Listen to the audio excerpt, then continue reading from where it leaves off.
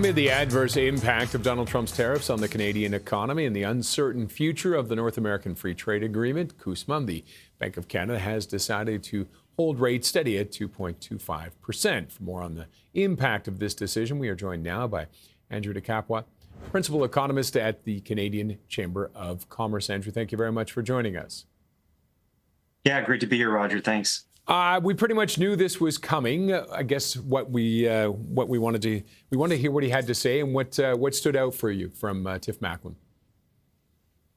Yeah, so I mean, the way I would sum up today's decision, which was, of course, expected by markets, and we were expecting the Bank of Canada to hold rates at 2.25%. But the key thing here is, the governor struck a pretty dovish tone on the economy, but not so much on rates. And when asked by reporters on how the recent stream of positive economic data, and on top of that, the positive upward revisions to the national accounts data from 2022 to 2024, how that has changed the bank's thinking in terms of the strength of the Canadian economy, the governor pretty much downplayed that in terms of its overall positive effect. He continues to talk about the high degree of uncertainty, mostly related to tariffs, and that's lingering impact on trade exposed sectors and its potential spillovers over into the new year. So we'll have to wait till their updated forecast in January, and I think he was buying some time with those remarks. What's your worry with that almost juxtaposition?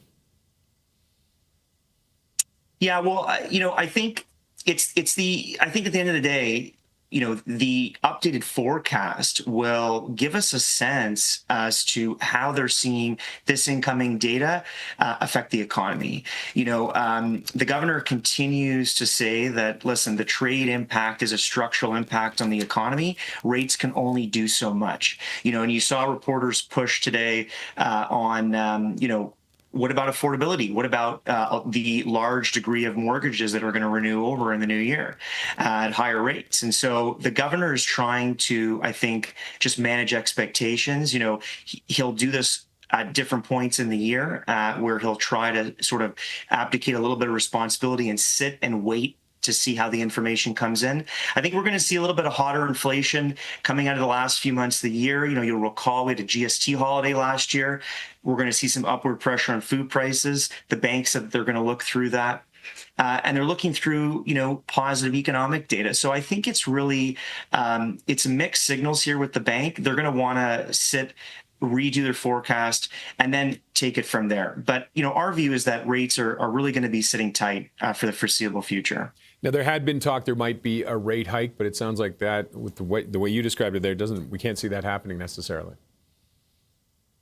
No, I mean, it's definitely something that's on the table, right? If the economy gains steam, we saw a very strong third quarter. That was mostly due to just the mechanics of having a positive net trade and imports falling off the cliff there. So, and those are subject to revision. So the governor kind of mentioned that, right? Mm-hmm. Final domestic demand, we have seen strong points in time of seeing that in the year, but that was flat in the third quarter. So we should see a pickup in that in the fourth quarter. But again, it's just been very choppy. And so, the governor is not even thinking about rate hikes until there's just this really strong momentum on the domestic front. And it did seem a little bit like they were almost caught off guard by some of the numbers that they did see, unemployment, the GDP. And it almost like they weren't expecting that, which I would have thought they might have been factoring that in a little more than they did. Yeah, I think like everybody, and especially like economists, we're looking at the data with a little bit of an awe here, right? We're seeing the labor market hold up quite remarkably in terms of just looking at the labor force numbers. But then again, you look at the payroll numbers, and especially it paints a completely different picture. Especially when you look at manufacturing, a sector that's been hit by the trade war, right? It's pretty much flat when it comes to job creation this year in the labor force survey, but in the payroll survey, it's still declining. significantly. So I think it's, again, there's just so many mixed signals at this point, and they're going to want to rerun the numbers to get a better sense of how things are going to pan out next year. Don't forget, we do have significant risks upcoming in the new year. We have population growth that has just completely halted the mortgage renewals, as I mentioned, and we have very high expectations, for investment picking up in this country that I don't think the bank is convinced of as well. And how much of a factor going into the next year is CUSMA, if it's, say they resolve it, we strike a deal, how much of a factor would that be in all this? Well, it's a main factor. I mean, at the end of the day, the reason why the Canadian economy has been so resilient is because close to 90% of our trade, our exports to the United States, have been protected under the agreement.